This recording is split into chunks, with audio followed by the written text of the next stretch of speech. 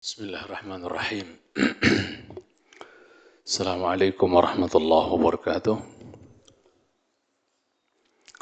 Alhamdulillah wassalatu wassalamu ala Rasulillah wa ala alihi wa sahbihi wa man ittaba'a hudah ila yaumin nalqah.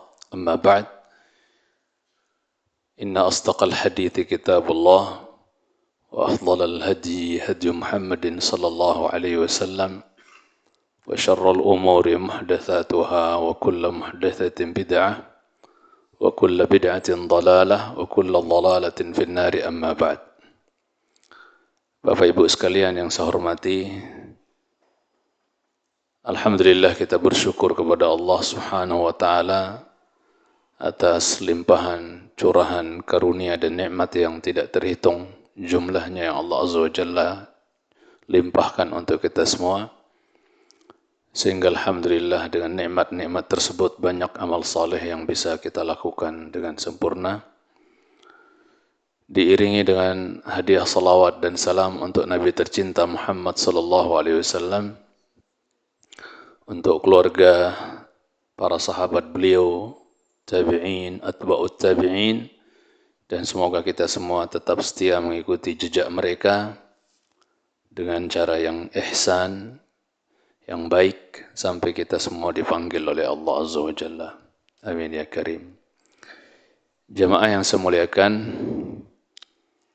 mungkin sudah dapat info bahwa kita akan membahas untuk kajian hari Kamisnya dari kitab Arba'in An-Nawawiyah. Karena ini juga permintaan dari DKM ya. Jadi untuk Selasa kita dengan Adabul Mufrad insyaallah seperti biasa. Kemudian untuk Kamis insyaallah dengan kitab Al-Arba'in An-Nawawiyah, buah karya Al-Imam Yahya bin Sharaf An-Nawawi rahimahullahu taala.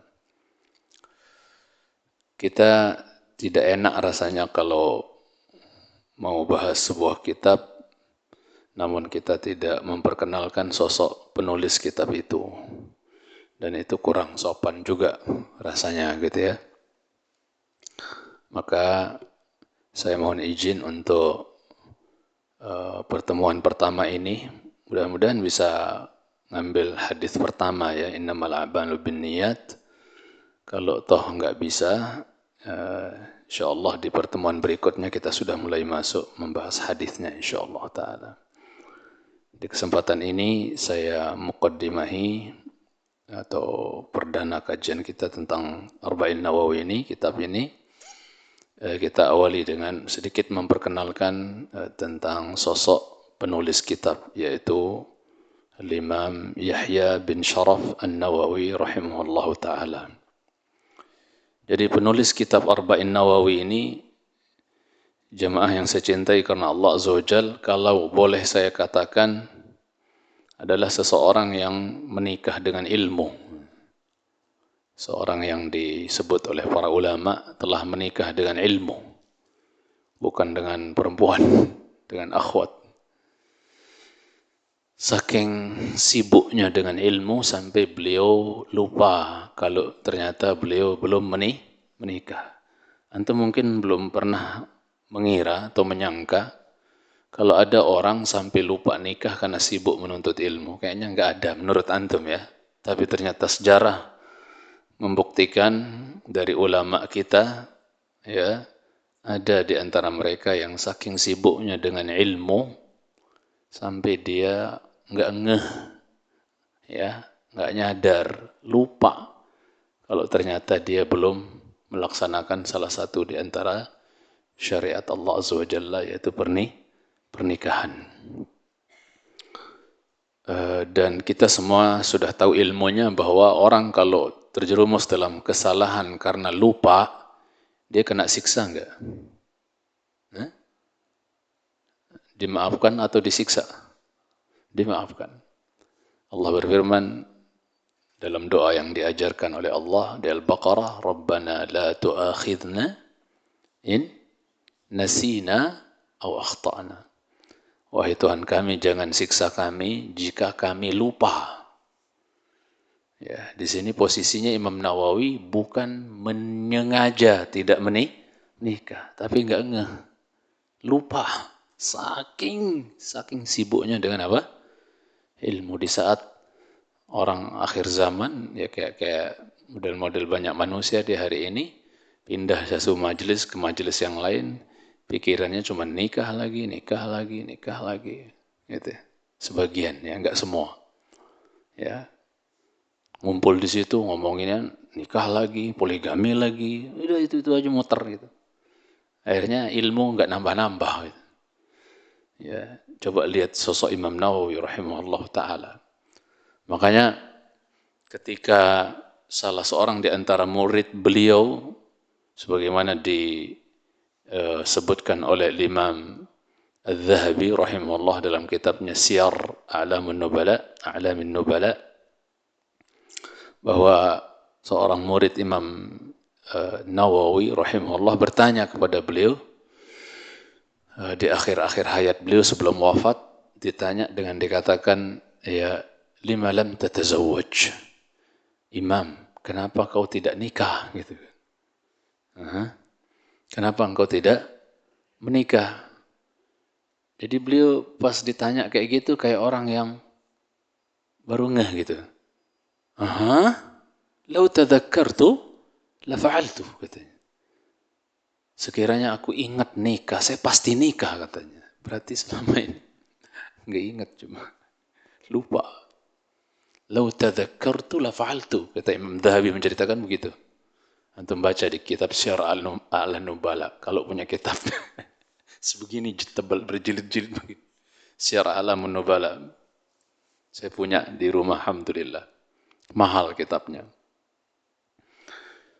Jadi kalau mau tahu tetek bengek ya tentang apa biografi orang-orang salafus saleh dahulu dari sahabat terus,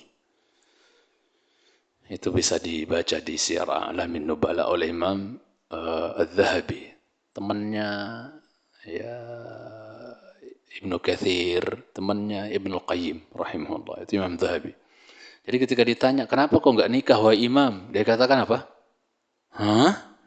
Lau tadhakkartu la fa'altu. Kayak orang keheranan gitu, kayak orang, ya. Kalau saya ingat, saya pasti menikah, kata beliau. Subhanallah. Cintai kesunnah ta'ala. Kemudian, ikhwatal Islam yang saya cintai karena Allah Azza wa Jalla, walaupun beliau tidak menikah, beliau digelari atau diberikan kunyah dengan kunyah Abu Zakaria. Ya. Ya.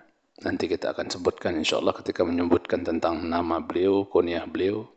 Walaupun beliau tidak menikah, beliau punya kunyah Abu Zakaria. Kebiasaan orang Arab, kalau orang namanya Yahya, itu dikunyahi oleh mereka dengan Abu Zakaria. Ya. Dikunyahi dengan Abu Zakaria. Jadi beliau adalah Abu Zakaria, wala Zakaria lah.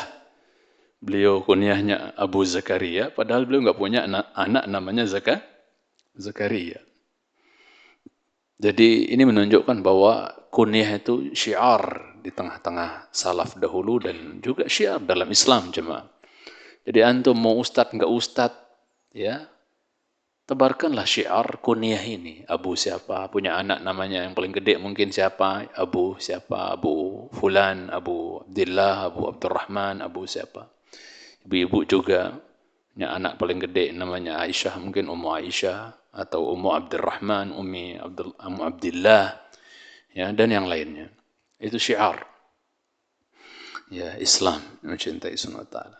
Jadi ini yang nggak punya anak aja pakai kunyah. Masa kita yang nggak punya anak nggak mau pakai kunyah? Tapi kebanyakan orang masyarakat kita di negeri kita ini canggung kalau dipanggil abi-abi, umu-umu. Padahal itu syiar. Ya, dan dikiranya yang cocok dipanggil abi umi itu adalah kalau dia apa? Seorang ustadz atau ustadzah gitu. Nggak ada. Ya, semua punya hak untuk berkunyah. Ya. Saya namanya Syamsul Hadi. Saya punya kunyah Abu Usama karena anak saya yang paling besar namanya Usama. Nah, itu. Jadi digalakkanlah syiar ini Jemaah Cintai Sunata. Dan tidak usah malu-malu. Awal-awal mungkin canggung dan seterusnya, tapi lama-kelamaan biasa insyaallah. Nah, itu. Ya, enggak harus Pak Ustadz, Bu Ustadzah gitu baru dipanggil ummu ini, ya abu ini, enggak harus. Ya, mencintai sunata semua.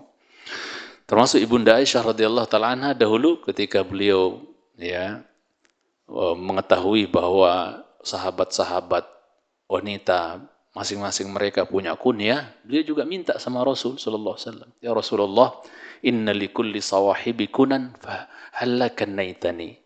Ya Rasulullah, semua teman-teman perempuanku punya kunyah. Ummu siapa gitu. Tidakkah kau berikan untukku kunyah? Walaupun aku enggak punya anak. Aisyah enggak punya anak, mencintai SWT dari Rasul sallallahu alaihi wasallam. Ada riwayat ada riwayat yang mengatakan beliau pernah memberikan anak untuk Rasul sallallahu alaihi wasallam. Melahirkan anak untuk Rasul sallallahu alaihi wasallam, tapi riwayatnya dhaifah, enggak betul riwayatnya. Yang sahih Ibunda Aisyah belum pernah melahirkan anak untuk Rasulullah sallallahu alaihi wasallam. Wong ditinggal Nabi aja umurnya baru 19 tahun, 18 tahun. Masih sangat muda. Ya. Jadi tapi walau demikian beliau minta sama Nabi, "Tidakkah kau berikan aku kunyah ya Rasulullah?" Maka Rasul mengatakan, "Takanni bi Ummi Abdillah." Silakan berkunyah dengan kunyah Ummu Abdillah. Nama anak siapa? Zubair bin Awam. Namanya Asma, anaknya Asma. Ya. Mencintai Subhanahu wa taala.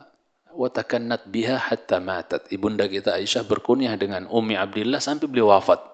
Walaupun enggak punya anak namanya Abdullah. Lah antum punya anak canggung untuk menggalakkan kunyah ini. Padahal Rasul mengatakan takannau wala tatakannau bi kunyati.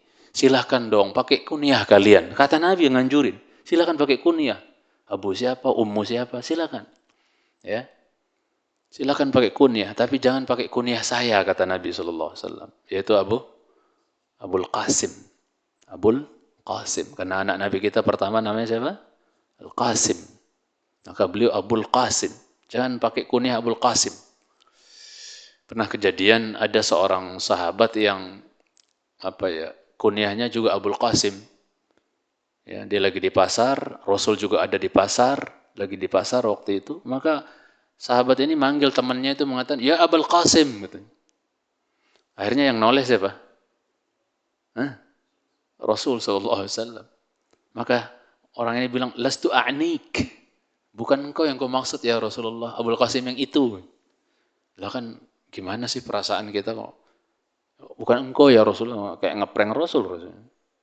Bukan engkau ya Rasulullah, Abul Qasim yang itu gitu. Ini enggak bagus ini versi Rasul.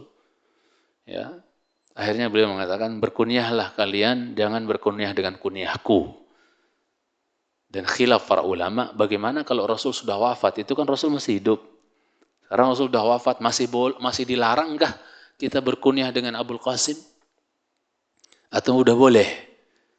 Maka yang tepat ya adalah wallahu alam, kalau Rasul sudah wafat tidak masalah. Karena sebagian ulama hadis berkunyah dengan Abul Qasim juga. Ya, otomatis itu sekali lagi setelah Rasul wafat. Adapun ketika Rasul wafat, beliau larang sallallahu alaihi wasallam berkunyah dengan Abul Qasim.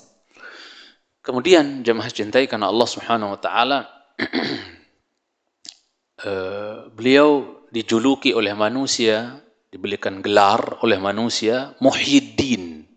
Imam Nawawi, penulis kitab Arba'in Nawawi ini diberikan gelar oleh manusia Muhyiddin. Muhyiddin itu artinya orang yang menghidupkan agama. Dan terus terang beliau tidak suka dengan gelar itu. Karena di dalamnya ada tazkiyah. Ya. Beliau enggak suka dengan gelar Muhyiddin, orang yang menghidupkan agama. Karena beliau nyadar bahwa tanpa Nawawi pun, tanpa saya pun, agama ini akan tetap hidup. Maksudnya jemaah? Lihat ketawaduan para ulama jemaah. Padahal sebagian ulama mengatakan beliau berhak untuk punya kunyah itu. Beliau berhak untuk menyandang kunyah itu. Maksud bukan kunyah laqab, gelar itu. Beliau berhak untuk menyandang laqab itu, gelar itu, Muhyiddin. Karena jasa beliau menghidupkan agama ini di masanya, subhanallah, enggak main-main dengan umurnya yang sangat muda belia. Sehingga nanti kita akan sebutkan di akhir bahwa beliau wafat enggak sampai 40 tahun umurnya jemaah. Sebagian ulama menyebutkan beliau hanya 36 tahun wafat. Tapi umur yang singkat itu, kalau boleh kita katakan, itu beliau telah persembahkan untuk Islam. Masya Allah, ilmu yang sangat banyak. Kitabnya seabrak-abrak, nanti kita akan sebutkan. Ya, mencintai Subhanahu wa ta'ala. Jadi singkat umurnya, tapi yang dia korbankan, dia persembahkan untuk Islam dari ilmu, disebarkan ilmu dengan kitab-kitab beliau, dan luar biasa jemaah. Berkah hidup beliau itu, singkat tapi berkah gitu. Ya, mudah-mudahan kita kalaupun panjang umur, ya panjang umur yang barakah, insyaallah mencintai Allah. Rasul bersabda, khairukum man tala umruhu wa hasun amaluh. Sebaik-baik kalian yang panjang umurnya dan baik amalnya. Ya, wasyarrukum, dan yang paling buruk di antara kalian itu adalah man tala umruhu wa sa'a amaluh, yang umurnya panjang buruk amalnya. Naudzubillah. Umur panjang tapi lalai, maksiat dan seterusnya. Buat apa gitu kan? Mencintai Subhanahu wa ta'ala. Maka para salaf dahulu benci, tidak suka kalau didoakan panjang umur tanpa dibubuhi kata-kata ala ta'atillah. Atalallahu umrak, semoga Allah memanjangkan umurmu. Sampai situ doang, orang salaf enggak suka. Panjang-panjang umur tapi bejat buat apa? Panjang-panjang umur preman buat apa? Maling buat apa? Enggak sholat buat apa? Gitu kan. Jadi mereka mengatakan kalau didoakan atalallahu umrak, semoga Allah panjangkan umurmu ala taatillah, di atas taat kepada Allah. Panjang umur taat, itu yang zain, itu yang barakah. Mencintai Subhanahu wa ta'ala, itu yang bagus. Taib. Kemudian sekali lagi, ya di awal saya katakan beliau adalah sosok orang yang menikah dengan ilmu sampai tidak sempat menikah. Ya, makanya ada ulama yang menulis kitab judulnya Ulamaul Uzzab, ulama-ulama yang menjomblo seumur hidup karena memang enggak sempat nikah.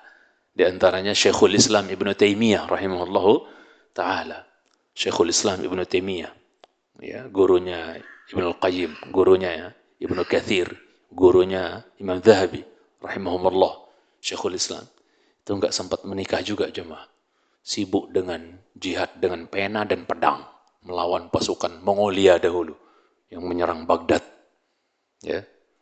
Dan beliau sosok mujahid yang pemberani, di mana pos-pos pasukan Mongolia yang paling banyak itu yang beliau hantam, itu yang beliau serang.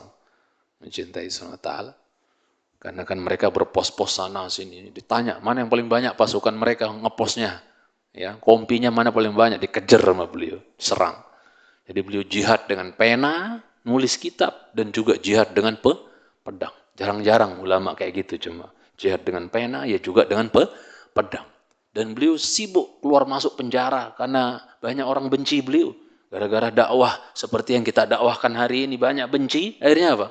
Ya, dicarikin propaganda dan seterusnya supaya orang yang menjadi penguasa di saat itu menangkap beliau, kemudian masukkan penjara, terus begitu. Kadang seminggu beliau masuk penjara keluar, kadang sebulan, kadang 2 bulan, kadang setahun, kadang 3 tahun, bolak-balik keluar penjara, keluar masuk penjara. Seingat saya sampai 25 kali beliau keluar masuk penjara. Orang-orang sufi juga memfitnah beliau dengan tuduhan macam-macam dan seterusnya. Akhirnya didompleng, ngetek sama penguasa, ditangkap beliau, masuk penjara dan seterusnya. Tapi beliau merasa penjara itu adalah siaha, tempat melancong gitu kan. Karena beliau lebih bisa fokus beribadah kepada Allah Azza wa Jalla di penjara tersebut, yang mencintai Subhanahu wa ta'ala. Yang ajibnya lagi, beliau di penjara mendidik tawanan-tawanan yang ada, yang penjahat-penjahat yang ada di dalam penjara itu, keluar-keluar mereka jadi ulama. Ada nggak sekarang tawanan di Indonesia keluar bebas langsung ngajar Sahih Bukhari gitu? Ada nggak? Langka, nggak ada kayaknya ya. Tapi beliau di penjara mendidik tawanan-tawanan itu, tahanan-tahanan itu, maka keluar-keluar jadi ulama. Masya Allah. Syekhul Islam Taimiyah. Bahkan yang saya pernah dengar, kitab Majmu' Fatawa itu di dalam penjara dicatat oleh pengunjung-pengunjung dari murid-muridnya yang mencintai Subhanahu wa ta'ala. Ya subhanallah. Ya. Taib. Kemudian ikhwatal Islam yang saya cintai Subhanahu wa ta'ala, saya sebutkan tadi juga sekali lagi bahwa beliau tidak suka untuk disebut-sebut dengan Muhyiddin, penghidup agama. Sebagaimana Imam Syafi'i, sekiranya beliau ya masih hidup dan mendengar manusia memberi beliau gelar Nasirus Sunnah, penolong sunnah, mungkin beliau juga akan marah, tidak suka. Ya, Nasirus Sunnah itu artinya apa? Penolong sunnah. Ya, karena beliau pasti sadar bahwa tanpa adanya Syafi'i juga insya Allah sunnah Nabi tetap tertolong. Paham maksudnya cuma? Ya, jadi nggak mau beliau disematkan kepada beliau gelar-gelar yang menunjukkan lebay, berlebihan seperti itu. Seandainya, maksudnya dan termasuk yang nggak suka adalah Syalbani, ulama-ulama kebelakangan gitu ya. Ulama kontemporer yang sudah wafat juga, Imam Albani rahimahullah, seorang ulama hadis. Beliau dijuluki Nasiruddin. Nasiruddin. Apa Nasiruddin? Penolong agama. Karena beliau tahu bahwasanya agama ini tetap Allah akan tolong tanpa adanya Muhammad Nasiruddin Al-Albani yang mencintai sunnah ta'ala. Nah itu. Fa'ala kulli hal, ini semua yang saya sebutkan tentang tidak sukanya, termasuk Imam Nawawi nggak suka digelari Muhyiddin, ini menunjukkan ketawaduan mereka jemaah. Tawadhu, merendah diri, nggak pongah, nggak ngangkat-ngangkat diri. Ya, sekarang sebagian manusia baru tahu ya ilmu secuil sedikit sudah waduh, masya Allah, udah menganggap dirinya Syekhul Islam Ibnu Taimiyah nomor 2 sudah, pongah, sombong, mencintai. Yang mereka saja yang ilmunya sedemikian rupa nggak mau digulu-guluin, dipuja, dipuji berlebihan dan seterusnya. Ya, itu yang mencintai karena Allah Subhanahu Wa Taala. Ini menunjukkan ketawaduan para ulama kita terdahulu. Kemudian mencintai sunnah ta'ala, beliau termasuk Imam Yahya bin Syaraf An-Nawawi rahimahullah ta'ala, termasuk ulama yang kalau bisa dibilang jarang makan jemaah. Dalam sehari itu beliau makan cuma sekali. Padahal di zaman salaf dulu orang makan 2 kali. Orang Indonesia aja yang 3 kali. Ya kan? Dulu di zaman salaf tuh makan tuh 2 kali jemaah. Ya, makanya dikatakan oleh Imam Ahmad, hajatul insan ila al-ilmi akthar min hajatihi ila at-ta'ami wasyarab, li'annahu yahtaju ila at-ta'ami wasyarab fi al-yawmi marratan aw marratain, walakinnahu yahtaju ila al-ilmi ma'adadil anfas. Hajat dan butuhnya manusia terhadap ilmu melebihi butuhnya mereka terhadap makan dan minum. Karena manusia butuh terhadap makan dan minum itu sekali atau 2 kali dalam sehari, itu paling banter. Ya. Sedangkan manusia butuh terhadap yang namanya ilmu sebanyak bilangan nafas yang dia hembuskan. Setiap saat kita butuh ilmu, jemaah cintai sunnah ta'ala. Kenapa? Karena semua gerak-gerik kita butuh ilmu. Ya. Apa yang kita lakukan, ini boleh apa enggak? Ini haram apa halal dan seterusnya. Itu butuh ilmu semua enggak? Kita melakukan ini, interaksi ini, muamalah ini, itu, dan seterusnya, ya, apalagi muamalah kontemporer sekarang, dan seterusnya, itu butuh ilmu semua, ya, mencintai karena Allah SWT. Saya mau masuk kamar mandi, gimana ilmunya, sunnahnya, saya mau tidur gimana, saya masuk masjid gimana, saya mau sholat gimana, tiap hari kita sibuk dengan kesibukan-kesibukan, itu semua butuh ilmu jemaah. Kita hatta di pasar, butuh ilmu nggak di pasar itu jemaah? Ya, ini transaksi yang boleh, ini muamalah yang boleh, ini yang enggak boleh, dan seterusnya. Ini gharar, ini darar, ini riba, itu harus diketahui semua. Sampai Umar bin Khattab, beliau ketika jadi khalifah, jadi pemimpin dunia di waktu tersebut, beliau masya Allah rajin masuk pasar, belusukan ke pasar, ngapain? Ngetes penjual-penjual yang ada di pasar itu. Apa riba nasi'ah? Apa riba fadl? Gimana hukum jualan ketika azan Jumat? Gimana nenek? Tanyain. Bisa jawab, didoain kebaikan. Semoga berkah, untung. Dibiarin jualan di pasar. Enggak bisa jawab, la yabi' fi suqina illa man tafaqqaha fid din. Enggak boleh jualan di pasar kita ini kecuali yang paham hukum-hukum jual beli ini. Kalau enggak paham, diusir dia mencintai. Belajar dulu hukum jual beli baru kau masuk pasar kita. Ya, benar-benar memang semua dikontrol mencintai sunnah ta'ala. Ya. Ya, di zaman dahulu itu sampai zaman salaf itu, bahkan di zaman Syekh Muhammad bin Abdul Wahhab rahimahullah, orang sholat jamaah itu didata jemaah. Yang enggak datang, nah udah disamperin tuh. Kenapa enggak datang jamaah? Sekarang boro-boro. Ya kan? Sebegitunya mereka dulu. Subhanallah. Mencintai Subhanahu wa ta'ala. Fa'ala kulli hal, dalam sehari beliau makan cuman apa? Sekali jemaah, ya. Ya roti kering sama buah tin, itu langganan beliau tuh. Ya. Langka beliau melihat yang namanya daging jemaah cintai Subhanahu wa ta'ala. Yang namanya daging, makan enak pakai daging itu langka. Siapa? Imam Nawawi rahimahullahu ta'ala. Dan beliau yang terkenal pernah berkata, sekiranya ada manusia yang bisa hidup tanpa makan, tanpa minum, tanpa tidur, sayalah orang yang pertama kali menginfakkan semua waktu saya untuk ilmu. Tapi enggak ada orang bisa hidup tanpa makan, tanpa minum, tanpa tidur, ya mati. Walau demikian, ya beliau tetap berusaha untuk sedikitkan tidur jemaah cintai Subhanahu. Sampai beliau pernah berkata, sanatan mutataliyatan ma wada'tu dhahri 'alal ard. 2 tahun berturut-turut punggungku ini enggak pernah ngelpar di tanah. Jadi tidurnya gimana jemaah? Berarti kan enggak tidur di lantai, tidurnya gimana? Di kursinya, kursi belajar. Ngantuk. Bangun, lanjut lagi gitu. Belajar lagi, baca lagi, nulis lagi. Bahkan beliau pernah ngomong sama tangannya sendiri, jari jemari, kamu tidak akan saya hentikan dari bergerak menulis sampai kamu nggak bisa gerak lagi. Kalau udah nggak kuat, saking capeknya, pegelnya udah nggak kuat gerak, baru saya berhenti nulis pakai kamu. Dia bilang sama jari jemarinya sendiri. Itu semangat apa itu jemaah? Bahkan saya punya kiai dulu orang yang berjasa mengenalkan dakwah sunnah di Lombok. Ya, awal-awal itu teman sekelasnya Gus Dur dulu di Mesir, dan dia yang cerita Gus Dur itu kita masak lauk belum matang lauknya udah mau cobain aja dia nggak apa matang itu Gus Dur dulu, ghafarallahu lahu. Ya. Dan dia metode belajarnya dulu itu kalau lagi belajar jemaah, capek rasanya ngantuk dan itu dia dari kayu, pelapon kayu di rumah itu dari atas dia ngikat tali gitu, kemudian diikatkan kain gitu kalau dia ngantuk maksudnya udah mulai capek ditaruhin itu sarung itu yang dia gantung itu ditaruh di lehernya biar tetap bisa nggak rebah gitu sampai segitunya di masa-masa beliau belajar. Makanya ilmunya masya Allah gitu kan, barokah ilmunya, subhanallah. Ya.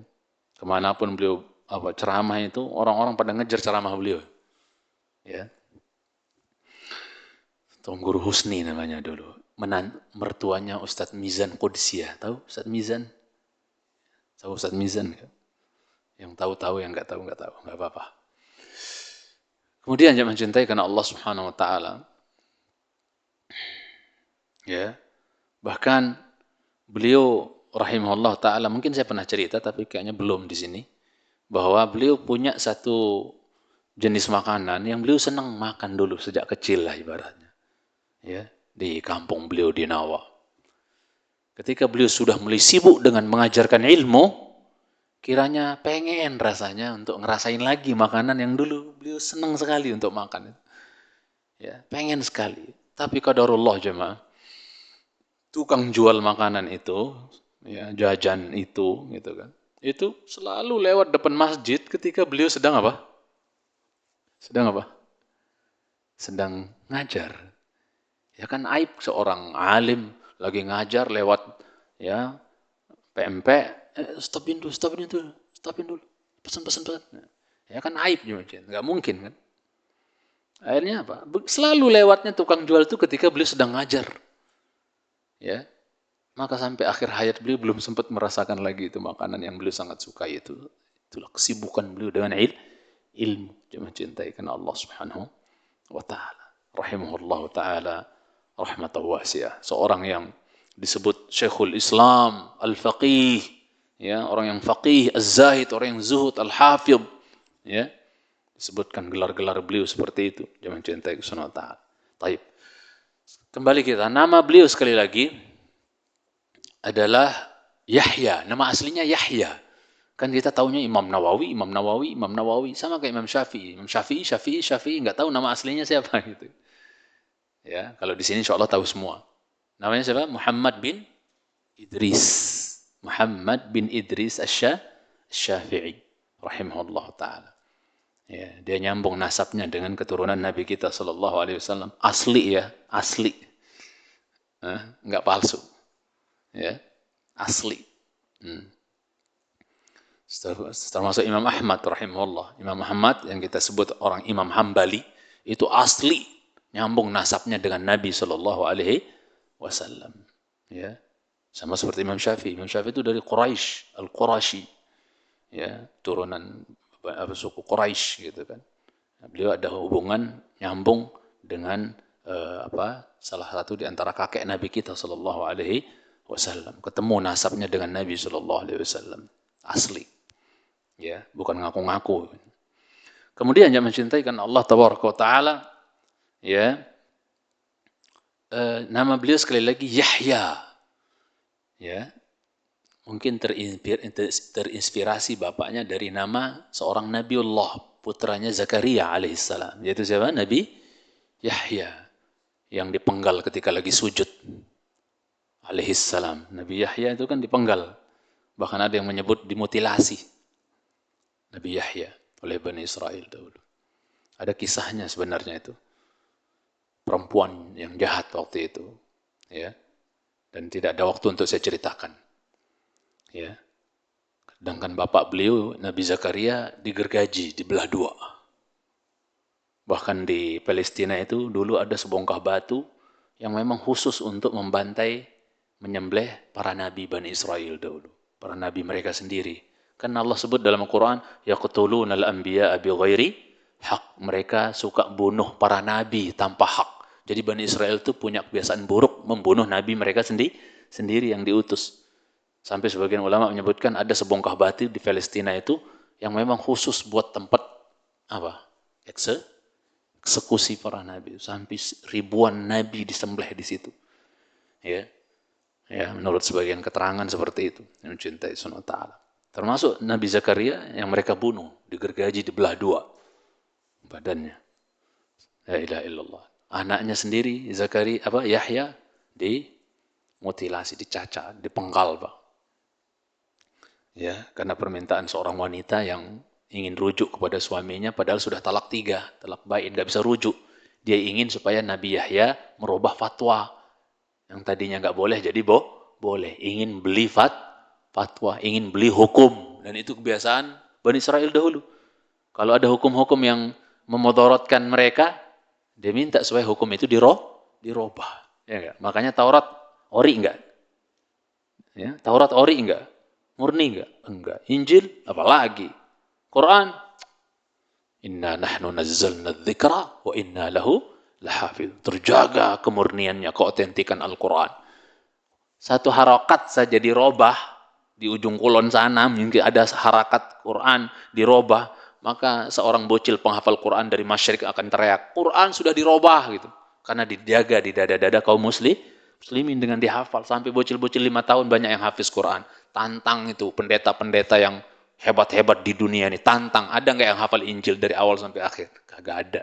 Quran, walaqad yassarnal Qur'ana lidzikri fahal min muddakir. Kami sudah mudahkan Quran itu untuk diingat, untuk dihafal. Sampai bocil-bocil hafal Quran. Cintai Subhanahu wa ta'ala.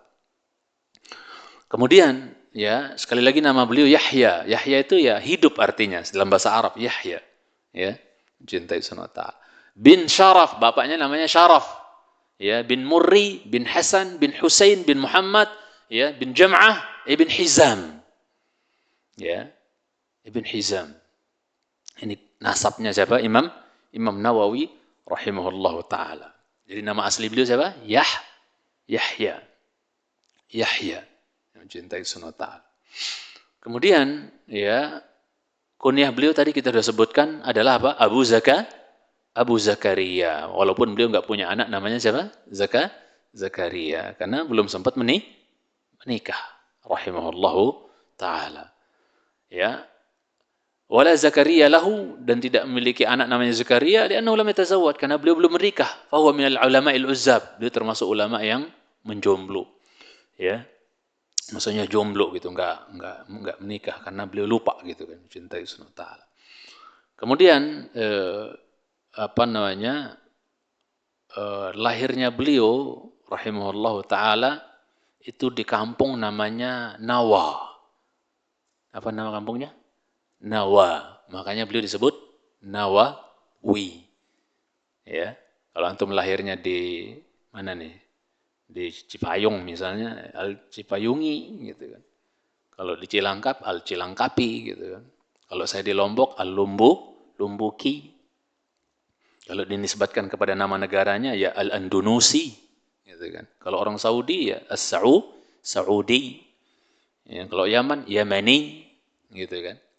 Ya, Mesir Misri gitu kan. Ya itu. Ya, Keranggani gitu kayak gitu. Kalau perempuan tinggal kasih tak marbutah. Cilangkapiyah gitu kan. Ya toh? Ya, dari Bani Sa'ad, Sa'diyah seperti yang nyusuin Nabi dulu. Ya, Halimah binti Abi Duaib As-Sa'diyah. Karena dia dari Bani Sa'ad, suku Sa'ad, Bani Sa'ad. Ya. Ya, kalau dia dari bambu apus ya bambu apusiah gitu ya. Ya, bukan ngapusi ya, apusiah. Kemudian yang mencintai Subhanahu wa taala ya, terkait tentang lakop yang digelari beliau yang dilakobin beliau dengannya tadi, yaitu Muhyiddin, penghidup agama. Saya sudah jelaskan bahwa beliau nggak suka dengan kunyah itu, sampai dengan lakop itu, gelar itu. Beliau sampai pernah mengatakan, la aj'alu fi hillin man laqabani Muhyiddin. Saya tidak menghalalkan orang yang menggelari saya penghidup agama. Saya nggak halalkan. Berarti maksudnya apa? Ini bahasa halusnya ya. Maksudnya apa? Saya haramkan, nggak boleh. Saya nggak mau, nggak ridho saya digelari apa? Penghidup agama. Karena Islam akan tetap hidup tanpa beliau pun. Paham? Juga cintai Subhanahu wa ta'ala. Rahimahullah ta'ala. Nah, jadi beliau namanya lahirnya di Nawa. Kampung halaman beliau, desa beliau, kampung Nawa. Yang beliau dari kecil ya belajar di situ jemaah. Ya, belajar di Nawa itu. Tapi karena beliau sudah mulai beranjak dewasa dan beliau tidak merasa puas dengan ilmu yang beliau raup dari ulama-ulama di kampung beliau, yaitu di Nawa, akhirnya beliau apa? Ya, kemana? Damaskus, Dimashq, Damaskus, Suriah situ ya.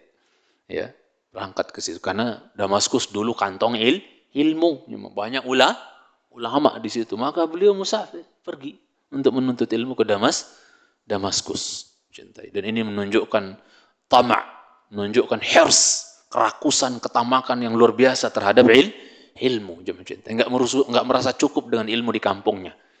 Ya, saya kalau muter-muter di kampung saya terus jemaah, ya taunya cuma kitab silet aja, kitab kuning, ya, tahu kitab kuning antum yang tipis-tipis, ya, hanya itu aja yang saya bisa baca. Ya, alhamdulillah keluar dari kampung halaman saya bisa baca banyak kitab, ya. Tebal-tebal, berjilid-jilid, mencintai Subhanahu wa ta'ala. Kalau saya muter hanya di kampung saja, ya matan takrib lagi, ya syarah dahlan lagi, jurumiyah lagi, muter-muter di situ. Ya, mencintai Subhanahu wa ta'ala. Ya. Nah, kita keluar, ya pasti ada tambahan ilmu dan pengalaman. Saya sering mengilustrasikan menuntut ilmu itu seperti apa? Ada yang ingat nggak? Seperti anak ikan paus gitu kan. Ya. Kalau anak ikan paus itu ibaratnya nih ditaruh di akuarium, ya matanya doang yang jebloh gede, badannya kagak bisa gede. Kenapa? Hah?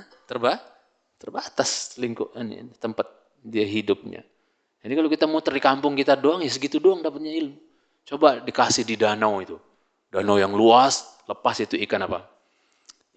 Anak ikan hiu tersebut, ibarat ikan paus itu misalnya. Maka insya Allah dia akan jadi apa?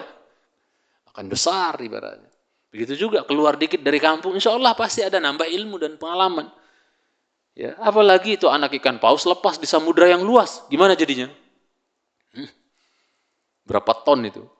Jadi bisa besar mencintai. Padahal dari kecil berapa ton itu misalnya. Begitu juga kalau kita keluar itu, tinggalkan negeri kita, mau ke Timur Tengah, mau ke Yaman, kayak ke ya Madinah, kayak kemana.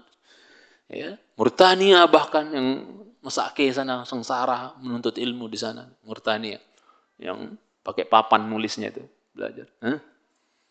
Itu benar-benar itu belajar itu. Wah, sampai ulama-ulama Saudi aja heran kuatnya hafalan orang-orang Mauritania itu, syengkit, cinta Ta'ala. Ya. Jadi ya kalau dilepas di samudera yang luas maka dia akan besar. Begitu juga kalau kita lebih jauh lagi mainnya menuntut ilmu, insya Allah juga ilmu akan apa? Semakin bertambah. Mencintai Sunnah Ta'ala. Kemudian secara madhabnya siapa? Madhabnya apa? Imam Nawawi, madhab Syafi'i. Walaupun beliau nggak ketemu sama Imam Syafi'i, nggak sezaman dengan Imam Syafi'i, tapi beliau pengusung berat madhab Syafi'i. Sampai para ulama katakan, siapa yang ingin mengetahui madhab Imam Syafi'i yang ori, yang asli, karena banyak yang disematkan kepada Imam Syafi'i, ini madhab Syafi'i ya, ini ucapan Syafi'i ya, padahal nggak benar Imam Syafi'i kata seperti itu. Jangankan Syafi'i, Nabi saja. Banyak orang bikin hadis palsu atas nama Nabi. Hadis dhaif tapi Nabi nggak pernah dibilang ini kata dari Nabi, padahal Nabi nggak pernah sabda. Paham ini jemaah? Apalagi selevel Imam Syafi'i. Banyak orang mensematkan fatwa kepada Imam Syafi'i, padahal Imam Syafi'i nggak pernah fatwa kayak gitu. Jelas ini? Mencintai. Jadi kalau mau tahu madhab Syafi'i yang Imam Syafi'i yang orisinil, maka apa? Baca kitab-kitabnya Imam Nawawi rahimahullah, itu yang asli madhabnya Syafi'i. Atau juga kitabnya Imam Rafi'i rahimahullah ta'ala, itu ya madhab Imam Syafi'i yang original, yang mencintai Sunnah Ta'ala. Ya. Kemudian beliau berdomisili ya di Damaskus, karena memang beliau butuh ilmu, maka beliau berdomisili di Damaskus, yang mencintai Sunnah Ta'ala. Adzan silakan. Alhamdulillah, wassalatu wassalamu ala rasulillah wa ala ahlihi wa sahbihi wa man wala amma ba'd. Kadang saya merasa taklim kayak gini ini obat zaman cintai. Jadi berangkat dari rumah itu sebenarnya sudah sempoyongan rasanya saking capeknya. Belum sempat istirahat hari ini, dari pagi. Tapi biasanya kalau udah mulai kajian tuh ada aja tenaga yang mencintai. Ya, padahal sudah sempoyongan rasanya tadi. Ya, saking capeknya. Ala kulli hal. Ya, mudah-mudahan Allah sehatkan kita semua. Barakallahu fiikum. Kemudian yang mencintai karena Allah Subhanahu wa taala tentang lahirnya beliau lahir di bulan Muharram di tahun 631 Hijriah, dan ini sepakat para ulama sejarah ya.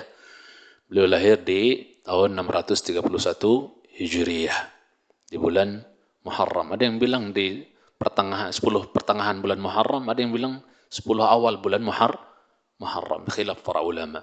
Mencintai karena Allah Subhanahu wa taala. Lahir di kampung yang namanya apa tadi? Nawa. Mencintai Subhanahu wa taala. Ya. Kemudian beliau tumbuh berkembang di suasana, maksudnya dalam keadaan menyibukkan diri dengan ilmu jemaah. Untuk kita ketahui bahwa bapak beliau bukan ulama. Betapa banyak ulama yang muncul dari ulama-ulama ahlus sunnah, itu muncul bukan dari seorang bapak yang bapaknya adalah ulama, bukan ulama gitu kan. Seperti Imam Nawawi, Syaraf itu bukan ulama jemaah. Beliau adalah dukani, tukang kedai, jualan pinggir-pinggir jalan, kedai.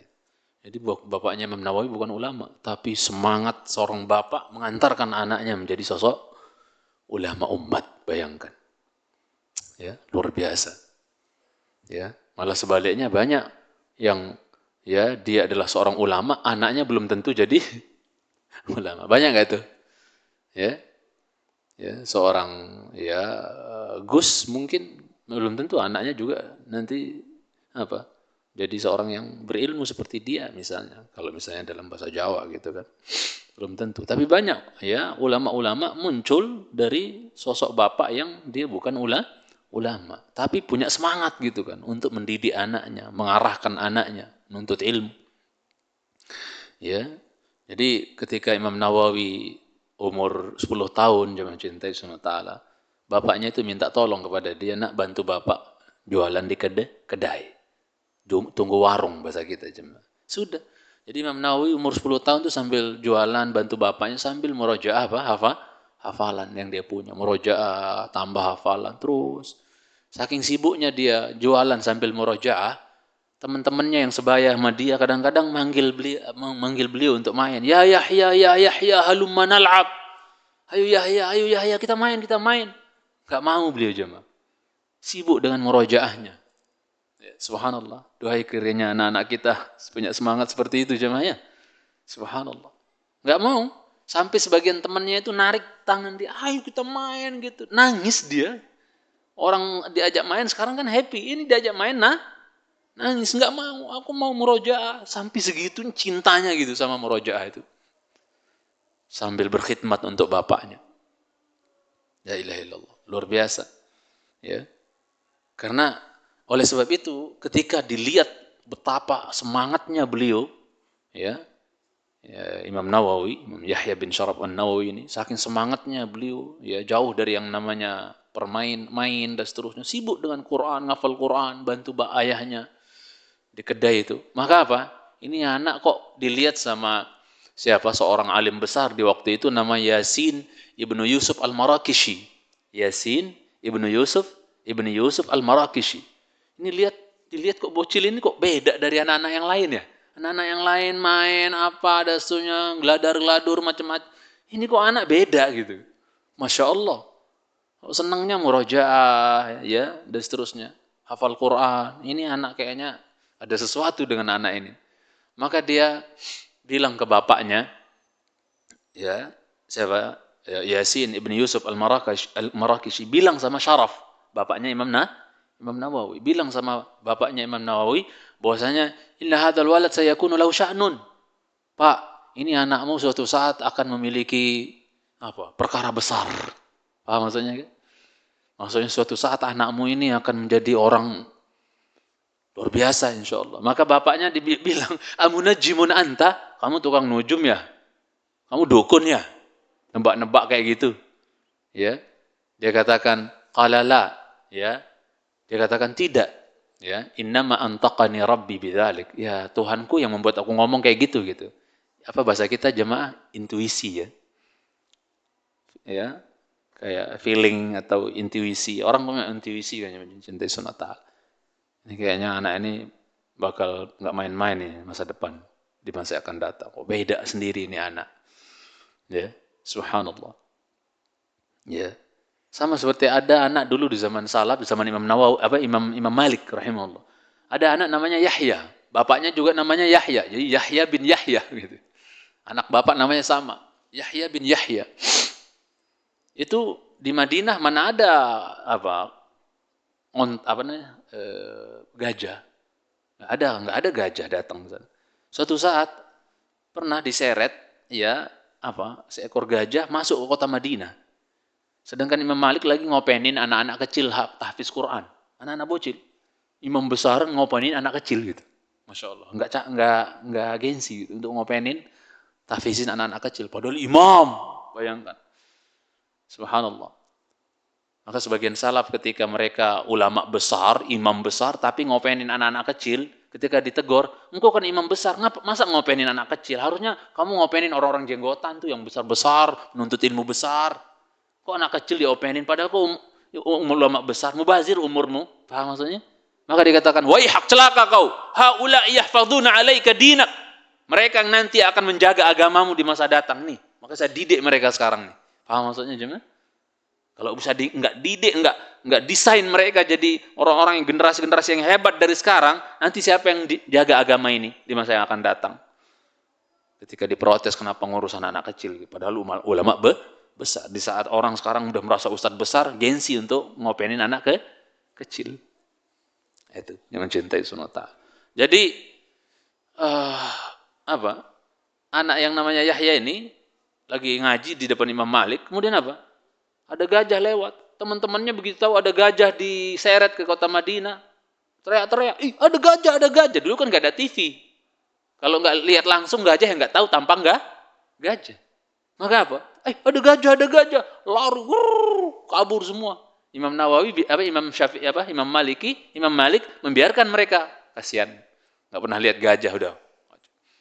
Yang ajib satu orang tuh, bocil namanya Yahya bin Yahya, ya, sama namanya seperti Imam Nawawi ya, Yahya bin, beda binnya doang gitu kan. Ya, ini Yahya bin Yahya, Ini Yahya bin Syaraf. Gitu. Nah, kenapa kau nggak ikut temanmu nonton gajah itu? Jarang-jarang lo ada gajah ke Madinah. Sana lagi. Tonton sana. Lihat, nggak apa-apa. Apa dia bilang? Semangat luar biasa. Dia bilang, ya, saya datang ke sini buat belajar, bukan buat nonton gajah. Kalau anak kita kayak gini, oh, keren kali ya, cuman luar biasa. Semangat apa ini? Subhanallah.